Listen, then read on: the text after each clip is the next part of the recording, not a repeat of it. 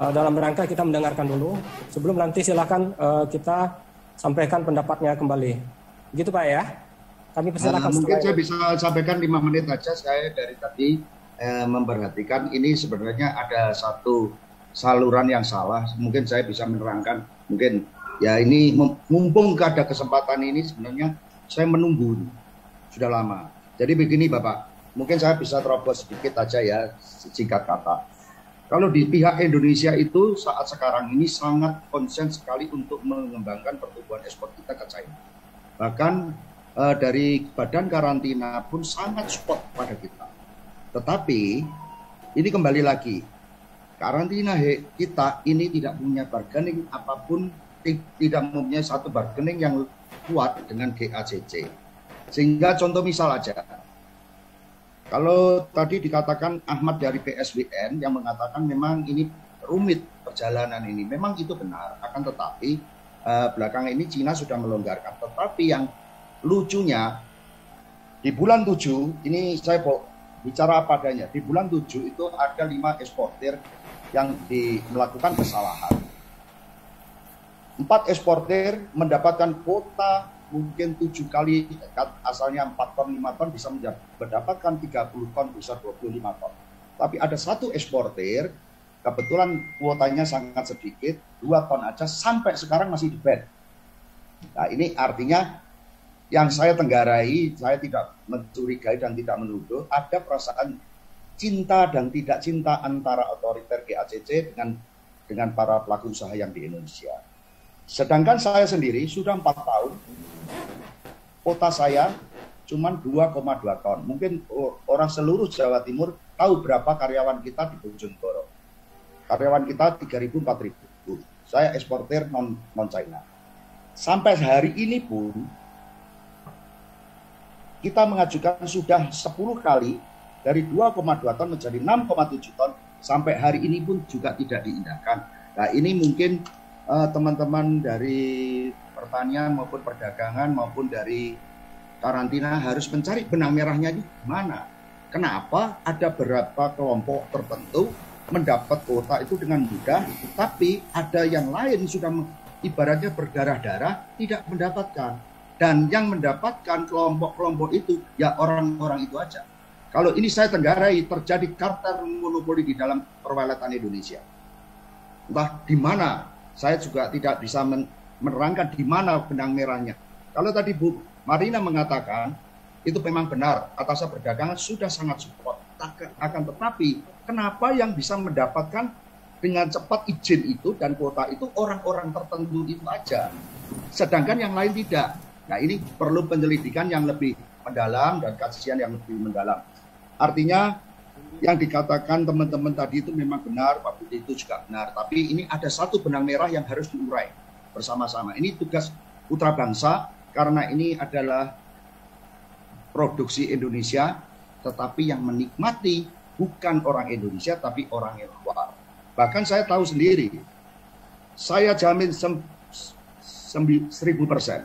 Orang yang mendapatkan kuota-kuota itu tidak punya kemampuan industri yang sangat besar seperti itu. Mereka cuma melakukan labelisasi aja. Nah, saya pun saat ini saya ekspor ke Malaysia juga melakukan labelisasi di Malaysia. Ya ini makanya ini marilah para asosiasi PKIT, PSBN, APSI jangan berburuk sangka kepada satu dengan yang lain, tapi mari kita bersama-sama mencari benang merah ini di mana agar para UKM ini pun juga bisa bekerja dengan baik, para eksportir yang mendaftarkan juga bisa mendapatkan izin dengan cepat, ingin mendapatkan kuota ya juga cepat, bukan kelompok tertentu saja yang mendapatkan kuota inilah. Ini mungkin Bapak Romi bisa tanya kepada karantina, benarkah ada 5 perusahaan yang bulan 7 tahun 2021 itu di-ban karena ada kesalahan, tapi yang 4 mendapatkan tambahan kuota yang ugal-ugalan, bahasa saya, tapi yang 1 yang kuotanya cuma kecil, sampai sehari ini tidak diberikan izin untuk masuk. Nah, ini artinya kan ada perasaan cinta dan tidak cinta dari pihak tertentu. Saya tidak bisa mengatakan dari mana itu. Nah, ini mungkin bapak-bapak yang lain yang bisa mencari benang merah ini mungkin dari data dari karantina mungkin Bapak minta apakah benar seperti ini. Kalau memang benar ya marilah kita benahi bersama-sama. Itu aja. Jadi mohon maaf ini para teman-teman asosiasi, Pak Wahyudin, Pak Daniel Tong, Pak Mul, saya harus mengatakan yang sebenarnya. Karena ini sudah menjadi polemik yang di luaran. Sebenarnya saya tidak ingin ikut rapat-rapat seperti ini, Pak. Karena ini tidak membuahkan hasil. Karena sudah lama sekali. Bahkan pada waktu tahun 2019 terjadinya ingin ada ekspor bahan baku, itu saya yang nyetop dengan Pak Enggar, Menteri Perdagangan. Nah, tetapi kemajuan-kemajuan mengenai ekspor ke China ini seolah-olah dimiliki oleh kelompok tertentu. Nah, ini yang saya tidak fitnah, ini memang apa adanya. Mungkin data ini bisa dicek. Saya tahun 2018 minta tambahan, kuota saya itu cuma 2,2 ton, minta menjadi 6 ton aja harus 4 tahun. Nah, ini saya kan punya bisnis lain. Kalau saya hanya bisnis itu mungkin sudah gulung tikar. Nah, ini yang sama dirasakan oleh para UMKM dan para eksportir kecil-kecil yang lainnya. Ya, ini kira-kira masukan pada saya. Jadi teman-teman para asosiasi, mari kita cari bersama-sama benang merahnya itu di mana. Ya, kira-kira seperti itu Pak Romi, masukan saya. Baik, terima kasih Pak Handoko. Tadi memang kami memberikan kesempatan kepada Pak Handoko karena saya lihat Pak Handoko sudah sangat ingin sekali menyampaikan dari sisi informasinya. Pak Handoko dari asosiasi mana? Saya dari PPSBI, saya Wakil Ketua Umumnya Pak Budi Maranatha. Kita berdua yang dahulu yang tahu sejarahnya bagaimana rumitnya ekspor Indonesia sampai ke China itu, kita berdua yang lakukan fight pada saat itu. Tapi belakangan ini ya sudahlah, yang muda-muda yang lebih aktif ya biarlah. Tetapi belakangan ini saya melihat ini ada sesuatu yang janggal. Kelompok tertentu aja yang bisa menikmati, tetapi yang lain tidak bisa. Bahkan ini mungkin Bu Marina bisa mendengar kata-kata saya, ada 5 perusahaan kok di Indonesia. Yang satu anggota dari PPSBI dari Semarang. Sampai sekarang masih di ban. Pimpinan tolong terus di stop. Sebelum bergerak ke yang lain, saya sampaikan pimpinan rapatnya adalah saya. Saya diperintahkan oleh Sekretariat Hak Level Dialog ini untuk memimpin rapat ini. Jadi selanjutnya sebelum saya memberikan kesempatan ke Kementan dan Kemendak, saya lihat Bu Marina masih present. Apakah Bu Marina ingin melakukan penyampaian? Ya Bapak, izin. Ya, Pak Romi, Bapak dan Ibu, apa yang dikatakan Pak Handoko mengenai 5 perusahaan yang memang memiliki kasus di tahun 2021 itu betul. 4 perusahaan kasusnya adalah karena dia kelebihan ekspor, kapasitas ekspor. Jadi ketika ditarik data Januari sampai dengan Juni, kapasitas ekspornya itu ternyata melebihi kapasitas yang diperbolehkan. 1 perusahaan yang dari Semarang, yang Bapak sebutkan tadi, Pak Handoko sebutkan tadi, kasusnya adalah nitrit. Ada temuan nitritnya melebihi yang diperbolehkan masuk ke Tiongkok. Nah, untuk yang 4 perusahaan lebih mudah diselesaikan karena kasusnya masalah kapasitas. Jadi karena masalah kapasitas, maka itu yang diselesaikan. Peningkatan kapasitas, dan mereka juga melalui mekanisme audit. Sementara yang 1, 2 kali sudah melakukan perbaikan. Jadi kami tidak tinggal diam ya Bapak, Pemri tidak tinggal diam. 1 kali lakukan perbaikan, membuktikan bahwa kadar nitritnya sudah sesuai, tapi dikembalikan lagi oleh China Custom. Karena dianggap ada part-part yang belum sesuai, dan harus dilakukan pengecekan lagi di laboratorium untuk tingkat pengujian yang lebih tinggi lagi. Nah, setelah itu di 2022 disampaikan kembali kepada China Custom hasil perbaikan yang kedua, dan itu yang sedang kita tunggu. 2 hari lalu kita terus setiap seminggu sekali kita terus tanyakan ke China Custom bagaimana perkembangan dari satu perusahaan ini yang kadar nitritnya kemarin ditemukan berlebih. Mereka bilang masih dalam telaah dari tim peneliti China Custom dan akan menjawab secara tertulis. Itu jawaban dari China Custom. Jadi bukan berarti pemerintah Indonesia tinggal diam mengenai itu. Kemudian mengenai peningkatan kapasitas. Di tahun 2021 saya ingat betul. Kenapa saya ingat betul mengenai peningkatan kapasitas ini, Bapak? Karena masing-masing surat itu nota diplomatiknya untuk setiap perusahaan tuh saya yang tanda tangan. Saya yang rumuskan, saya yang kirimkan, saya yang tanda tangan, dan saya yang kirimkan by email kepada China Custom. Ada 15 perusahaan di tahun 2021 yang mengajukan proses penambahan kapasitas. Artinya sebetulnya memang sudah lama Pak Romi. Dari 2018 itu terus banyak keinginannya, tapi kemudian mereka harus submission kembali dan kita dengan bersabar tetap mengikuti apa yang diinginkan oleh China Custom, melakukan perbaikan, kemudian submission lagi, kemudian didorong lagi dalam perundingan, kita dorong terus untuk supaya ekspornya, kapasitas masing-masing perusahaan ini bertambah. Di tahun 2021 hingga 2022 awal, dari 15, 7 perusahaan sudah selesai peningkatan kapasitas. Walaupun 3 diantaranya masih belum diupdate datanya di sistem China Custom. Tahun ini, proses permohonan peningkatan kapasitas dilakukan melalui sistem Pak Romi. Jadi sistem CIFR. Nah, artinya di sini masing-masing perusahaan melakukan resubmission melalui sistem untuk untuk diajukan ke China Custom agar meningkat kapasitasnya. Nanti setelah di-approve akan dilakukan updating announcement dalam sistem China Custom. Nah, keuntungannya dari sistem adalah Bapak dan Ibu bisa lihat langsung bagaimana perjalanan, karena itu digital ya. Jadi bisa dilihat kapan saja prosesnya. Bisa dilakukan kapan saja, 24 jam. Tidak perlu melalui pemerintah, tidak perlu dilihat melalui KBRI Beijing.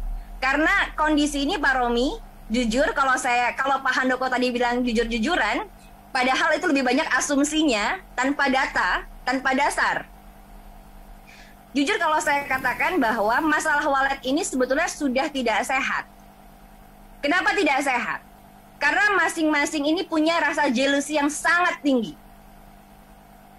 Tidak ada rasa bersatunya, it's nonsense. Tidak ada rasa bersatunya, masing-masing saling hantam dengan caranya masing-masing, termasuk teman-teman pemerintah dan kami yang di KBRI yang difitnah macam-macam di Indonesia. Dan itu terdengar jelas di sini. Suara fitnahannya, bagaimana kami dianggap berlaku tidak adil, ada rasa cinta tertentu pada grup tertentu, banyak sekali gitu. Tapi kan kita tidak mau bahas itu. Bu Marina yang merasa cinta. Kita mau membahas bagaimana ini mengarah pada solusi yang terbaik tentunya Pak Romi. Dan yang kita inginkan adalah tentu sama ya, sama-sama berjalan sesuai dengan prosedur, dan kalau berjuang ya kita berjuang sama-sama. Kira-kira begitu sih Bapak. Jadi kami sebutkan memang betul ada masalah 5 itu dan 4 sudah selesai karena masalah case-nya berbeda dengan yang 1. Kira-kira begitu Bapak. Terima kasih. Baik Bu Marina, saya kira jelas dan kita kembali bersama di sini duduk bukan untuk mencari siapa yang salah dan kemudian menyalahkan, tetapi memang kita di sini duduk bersama untuk mencari solusi dari permasalahan. Itu poinnya. Pak Handoko, silakan. Jadi begini pimpinan. Jadi yang kita tidak ada perasaan cemburu atau tidak. Kita sebagai pebisnis, saya bisnis Malet itu sudah 35 tahun. Mungkin seluruh Kabupaten Bojonegoro itu karyawan kita hampir 5.000. Jadi maaf yang disampaikan dengan Bu Marina tadi mungkin persepsi ya. Kita tidak ada perasaan cemburu, cuman kita itu, saya sebenarnya ini saya mewakili teman-teman yang minta kota dan itu, mereka tuh sebenarnya sama perasaannya dengan saya, tapi barangkali mereka tuh tidak berani berbicara, cuma WA melalui saya karena mereka belum dapat license. Jadi takutnya kalau mereka berbicara semakin tersulit lagi license-nya. Nah, maka dianggap saya yang senior sebagai perwakilan yang junior lah, ya. Oke lah, saya mewakili mereka. Jadi teman-teman yang belum dapat license maupun yang belum mendapat tambahan kuota itu tidak ada perasaan cemburu. Tapi kita ini orang Indonesia. Bagaimanapun kita itu harus ada asas keadilan sosial bagi rakyat seluruh rakyat Indonesia. Bayangkan ada 5 perusahaan yang kena masalah, ya nggak apa-apa lah, andai kata ditambah ya. Tapi yang lain juga ditambah, tapi yang lain tidak ditambah, tapi yang 4 ditambah eksponensial, bahkan 50 ton, 30 ton. Pertanyaan saya ini di Bojonegoro, itu seluruhnya mungkin Pak Muldo, semua tahu lah. Kalau 50 ton itu karyawannya harus 4.000 Pak. Bayangkan, saya rasa sampai hari ini belum ada perusahaan yang mempunyai karyawan 4.000. Nah, kalau di Bojonegoro kita pun karyawan ribuan kita pecah-pecah.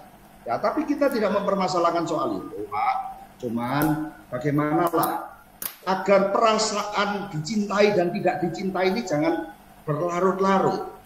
Kan kita ini sebagai orang kalau tidak dicintai lama-lama kan juga capek, Pak.